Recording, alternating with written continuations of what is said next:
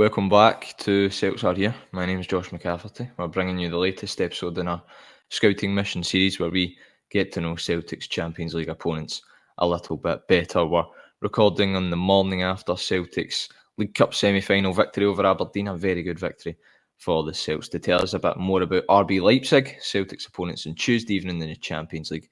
We have a familiar face now, Adam. He's told us about Arne Engels. He's told us about Borussia Dortmund. He's now going to let us know a bit more about Leipzig. Adam, how you doing? I'm good. I can give a forewarning for Celtic fans. Don't expect another 6-0 result on Tuesday. I don't think it will be that easy, but it should be a good game and a competitive one also. Yeah, definitely. I don't think anyone's expecting a 6-0 or perhaps a 7-1 like the Dortmund game a couple of weeks ago. But just start by letting us know about Leipzig's overall style of play. What can we expect from them as a team, formation-wise, etc.? Yeah, I mean, Leipzig is really synonymous with a 4-2-2-2. So I think one of the things that Leipzig always has is two strikers. I think that's something that they've been using since they've been promoted to the Bundesliga almost a decade ago. And it's always that duo of Seško and Openda normally. I think Openda is kind of your small speedster who likes to make runs in behind. And Seško is this very, very complete player who can do a bit of everything. For me, he is the most Haaland-like player in world football, other than Haaland at the moment. He's really got everything you'd want in a striker, and I think you'll be seeing him in the Premier League very, very soon.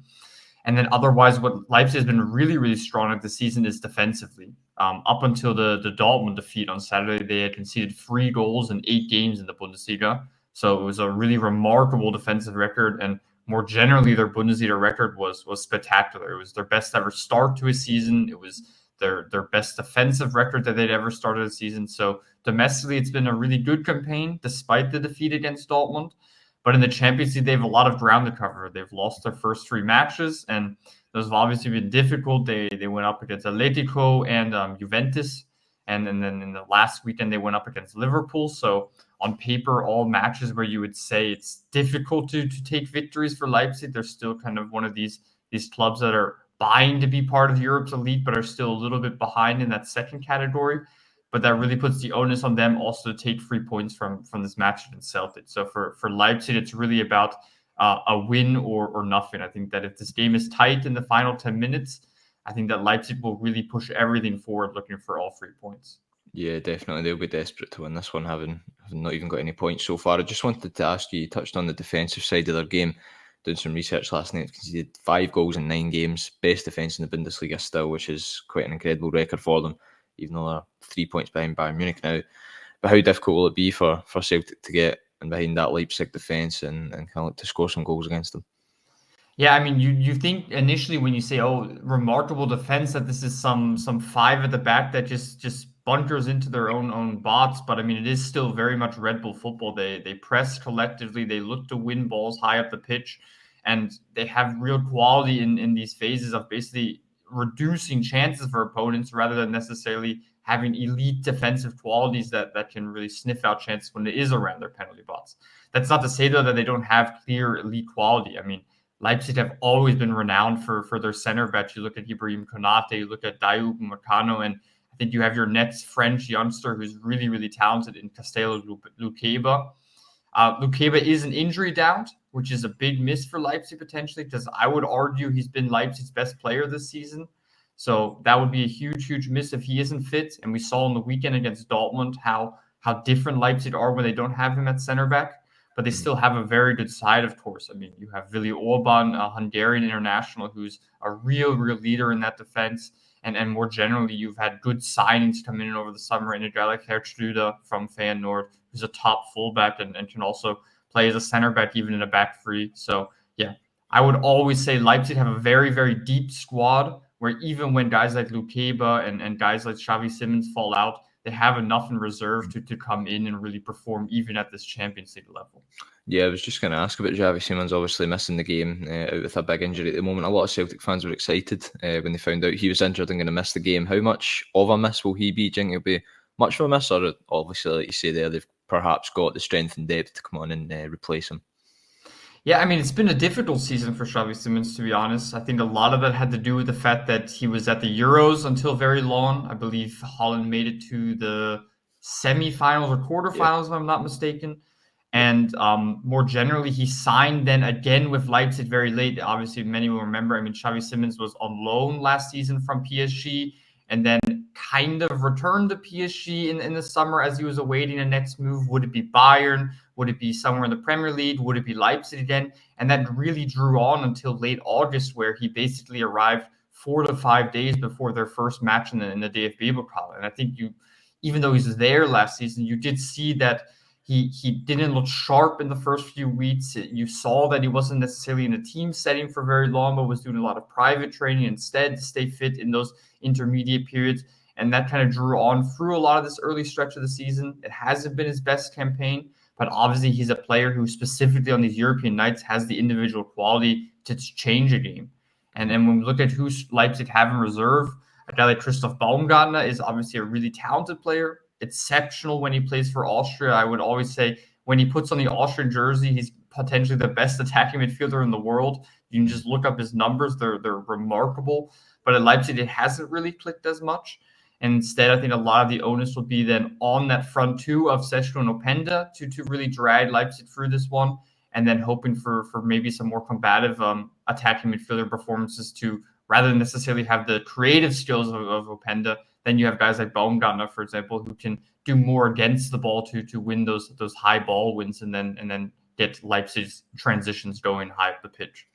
Yeah, I remember Christoph Baumgartner from the Euros. I think I had him in my Euro 2024 fantasy team, if I'm not mistaken.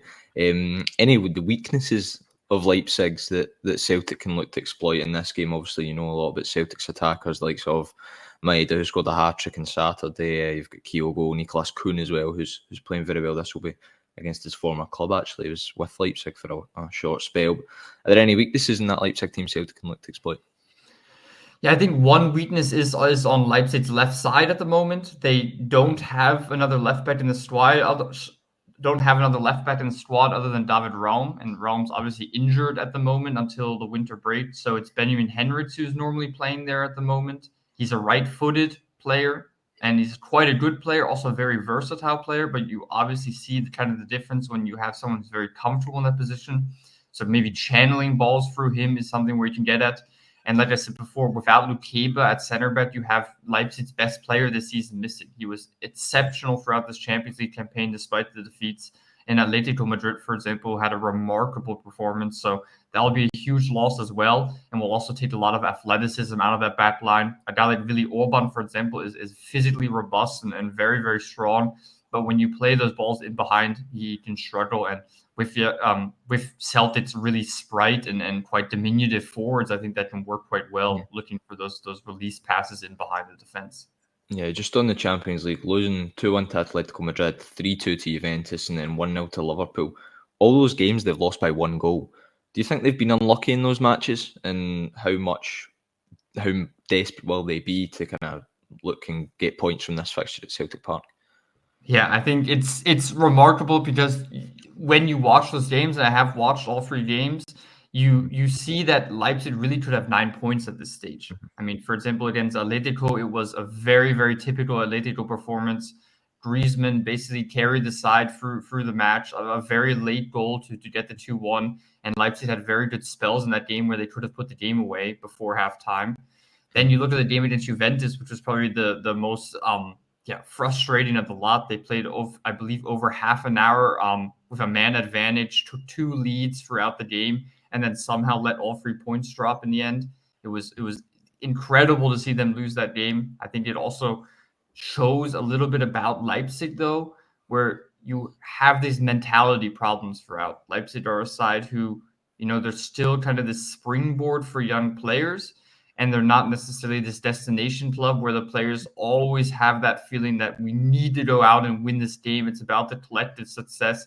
You do kind of see a little bit of this individualism kind of infiltrate the squad at times.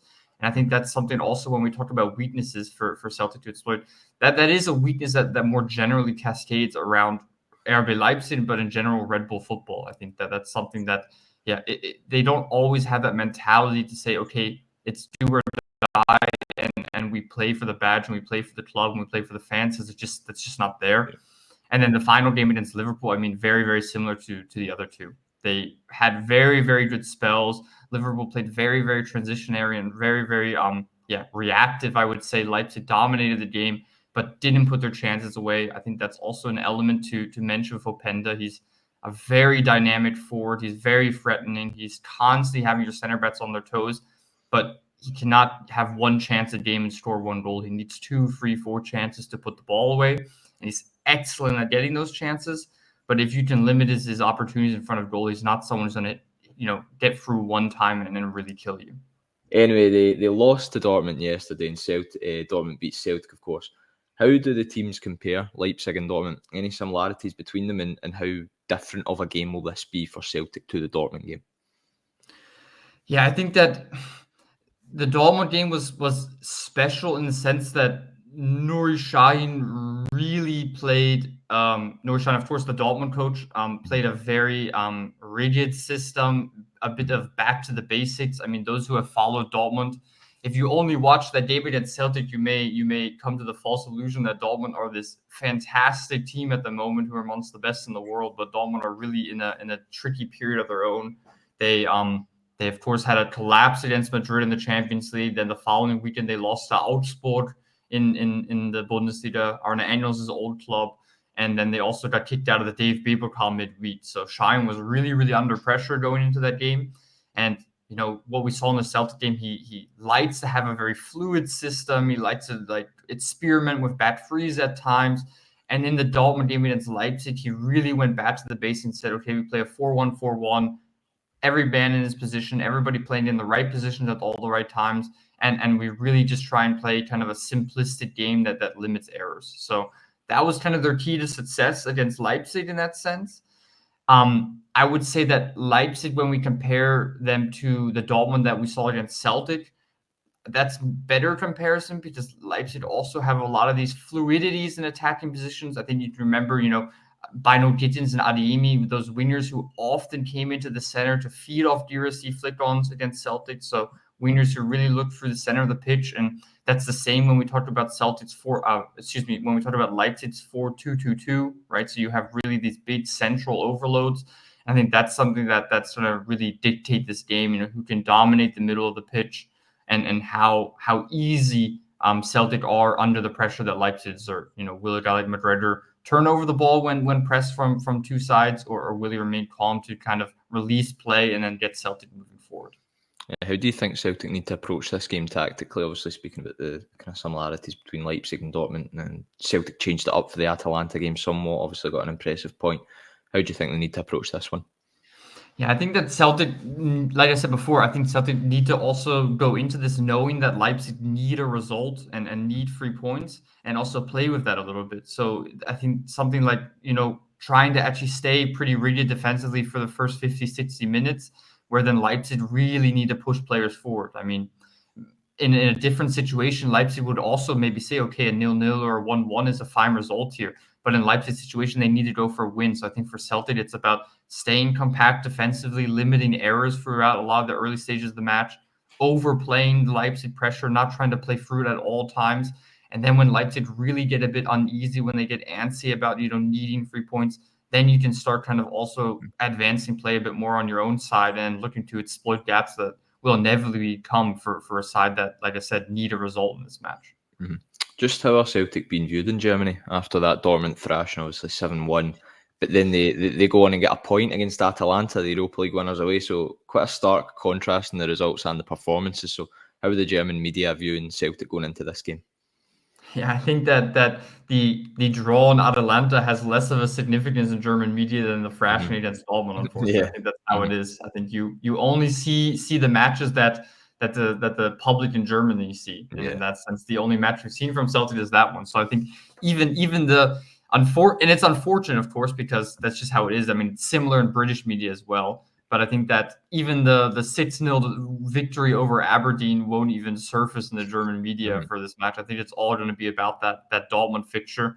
And I think that can give Celtic a bit of confidence also to kind of go in here with, limited stakes in German media, kind of at an absolute low where nobody expects anything. And I think every time I've been on here in the past, I think that Celtic are much, much more than that defeat to Dortmund. I think that everything went wrong on that fixture. I mean, the fact that Cameron Carter-Vickers wasn't available was a huge blow that almost decimated Celtic, in my opinion. And I think that can change this time around against Leipzig. Yeah, let's certainly hope so. Finally, before we let you go, Adam, you've got a score prediction for the match.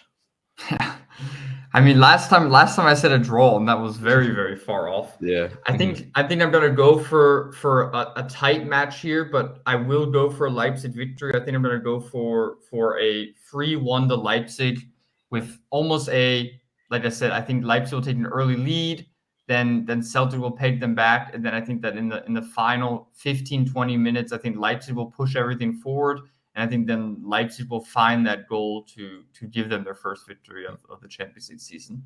But don't be too disheartened. I think it's been a good campaign, nevertheless, for Celtic, despite the heavy defeat in Dortmund. I think there's still all to play for after 4 match days for the Scottish champions. Yeah, certainly. I think 4 points even from the opening 4 games after Tuesday night would be a really good return, given the level of opponents Celtic have been playing. But we'll hold you to that score prediction, Adam. If Celtic get a result on Tuesday night, I'm sure we'll have a lot of Celtic fans coming your way. Maybe I don't want to plug my Twitter if things don't go out as I said. Yeah, perhaps we'll wait to the result and then we'll maybe give you a social media plug. But once again, thank you very much for taking the time out of your Sunday morning to chat to us today. Enjoy the rest of your day. And guys, if you enjoy the content, be sure to like, subscribe, all that good stuff. Leave your score predictions for the game in the comments below. And we'll see you next time.